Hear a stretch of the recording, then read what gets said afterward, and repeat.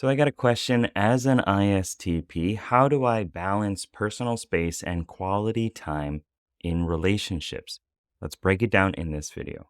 What's up, legend? It's Sherman here from Geek Psychology, where I help geeks, gamers, and creatives to use their personality type to leverage their strengths and weaknesses and find motivation and create a life of meaning and purpose, all through knowing yourself.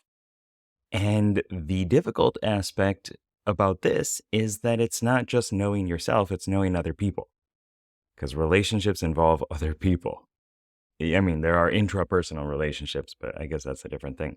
So even if you just know yourself, you still need to figure out how to deal with the other person's personality type and how to embrace their unique strengths and also be seen for your unique strengths.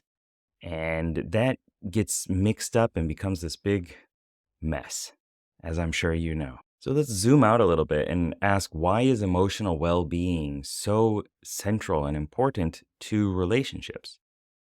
There are three main reasons that I came up with. One is healthy communication. If you are having healthy communication because your emotional well being is being met, then everything gets better. You're able to navigate through issues, you're able to live a pair bonded relationship a lot easier because you are communicating what is actually going on inside of you instead of playing all these games or wondering, like, well, what is that person thinking about me? Or is my partner cheating behind my back? That's not a good place to be in. And the second point is conflict resolution. So if you're having healthy communication, then you can more easily deal with any conflicts that come up. You can sit down and you can talk it out. You can have disagreements and still be okay instead of wondering, is this the end of the relationship? And last, empathy and support. If you are working together, you are communicating your emotional needs as well as your intellectual needs, and I guess physical needs too, then you're able to create more of a relationship where one person can cover and support you as you're struggling with something, and you can do the same for them. If that's not there, then it's not a really good relationship because you're supposed to be working together. So, as an ISTP, how do you navigate this? Because emotional awareness and understanding of your values as a person is not necessarily the zone that you spend a lot of time with.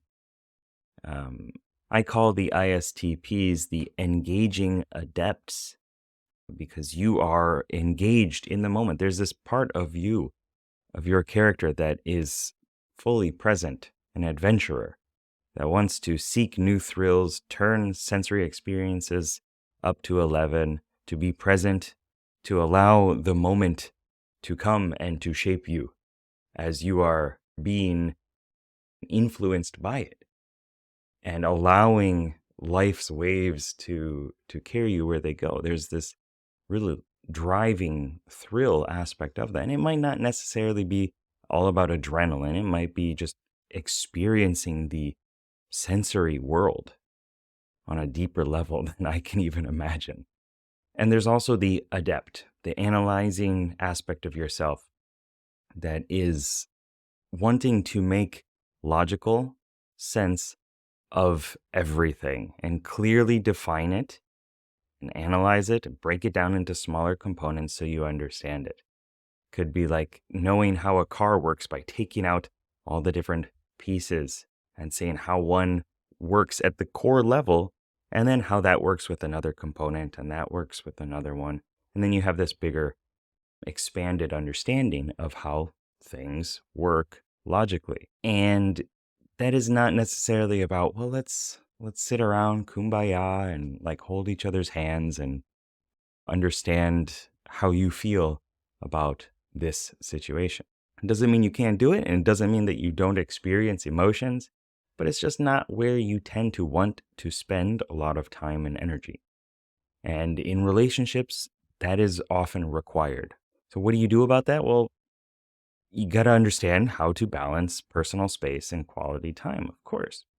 So when we're talking about personal space, you're always going to want to have autonomy, sovereignty, to do your thing, to specialize in what is important to you, to be able to, I don't know, go for a hike when you want to, and to live by what is true to you. I guess you might fight a little bit against that and say what's true is true to everyone. I've heard that comment quite a bit from other thinkers. So, anyway, when we're talking about this, let's talk about three main components: defining your boundaries, scheduling time, and understanding and communicating differences. So, first, defining boundaries. If you haven't clearly stated what is acceptable for you, to you, from you, then that is going to create issues later because people are always going to want, not everybody, but a lot of people are going to want more time from you to be closer to you. As you're going this way, the slack gets tightened, right? The rope gets tightened and the other person kind of chases along a little bit. As an IP, that is a natural aspect of how you are in relationships. You're not going to be the one that's often spilling all their desires and emotions and wanting to connect all the time. You want your own free space. But if you don't define that and say, I need 3 hours a day, that was really low for me. I was thinking like 7 hours a day to be by myself, to go do the things that I like to do, to go ride my motorcycle around or whatever it is you do, to go play pool or darts or something, then your partner is not going to have that clear sign of how to navigate with you. If you don't communicate it, then you can't complain if they are too needy or too clingy because you didn't communicate it. And unfortunately, that is on us as the side that wants something to communicate it. I'm not an ISTP, but I know in any communication, the result that I get comes from how I am communicating it. And if I'm not getting what I want, then I need to change how I'm talking about it or how I'm physically communicating it. And that is not easy. It's not fun, but it needs to happen. Make sure that you've clearly stated what is okay, what is not okay, how much time you need by yourself to live into your strengths of your personality type. And with that comes scheduling time. Schedule time to be with the other person. It might sound pedantic, I guess. It might sound strange to have to schedule time to be with another person. But I know for me that if I don't put it on my calendar, if I don't have it clearly stated somewhere, then I'm going to get lost in my own interests. And I can get lost in my own interests forever. So knowing that it's a block on the calendar, this is something that needs to happen, this is something I agreed to, and my values say that if I agreed to it, then I have to do it. Maybe your principles say that you need to be honest and you need to stand by the rules that you've set for yourself. And so if it fits within that, then schedule the time and communicate it or don't communicate it. I think you probably should communicate it so that the other person knows that you're working on it and it's a part of your personality type to struggle with that, to want to be spontaneous, to want to have a sense of freedom always. And last, understand differences. Personality type is amazing. But what happens to a lot of people is we just intellectually think about it, we theorize about it. We don't actually put it into practice. Right? Oh, this person's a judger, so they're going to want to have organization and rules, and that doesn't work for me. So I'm just going to go do what I want to do. But we don't go a deeper level down of like, why do they actually want that? What does that allow them to do? And what is the uh, mirrored version for myself? See, my wife is an ENFJ. She needs things to be structured and organized so that she has internal freedom and space to allow her mind to go to wherever it needs to go without thinking about the mess, without thinking about what other people are going to feel. And so for me, when I have, and this is related to you too, as perceivers, when we have the freedom to go do what we want to do and to adapt and to be spontaneous, that allows us to hone in on who we are, our core thing, our little bit that we bring to the world. For you, it's introverted thinking. For me, it's introverted feeling. And to allow us to specialize in what makes us uniquely us. And that is so fulfilling and rejuvenating.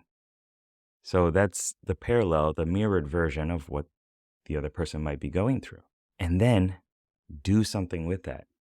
Create a schedule for your partner if they're a judger. If they're a feeler, do your best to accept and understand that feeling is how they make judgments, how they make their best decisions, and allow them to do that and lean into it to the best of your ability. Maybe learn some skills and tricks and techniques and tips from the other person on how to do that better. One key aspect of these relationships is that you are at a core, deep down level, you want to share the same emotional experience at the same time with another person. Your extroverted feeling, your inferior function, what I call the envoy, is about unifying people, about emoting, expressing how you feel about things and how other people feel about things, and using harmony to be the ballast for making decisions. How can we get everybody to get along here? And it doesn't come easy, but it's always going to be there. It's always going to be a part of yourself that is an aspiration as well. Like, man, how can I get better at peopling and communicating these things and being more emotive and passionate about emotional topics? If you lean into that and know that it's going to be taxing, but it's something that it completes your personality type in a lot of ways. It gives you a chance for your introverted thinking, that logical component of yourself, the adept, to just like to check out for a little bit and to recharge, to piece the puzzles together even more. If you know that that's how the psyche is balancing itself and it's actually good for your relationship, then you can more likely convince yourself to commit to it and to do it more, which is going to help the relationship as a whole and help you develop yourself too. So just to summarize it again, define your boundaries, schedule time if necessary to actually do these things and to have your alone time as well. And then understand and implement knowing the differences of personality type. If this video is helpful, then comment down below what was helpful for you. What are you going to implement into your life? And if you want another ISTP video, you can check it out over there. Good luck, have fun. Peace.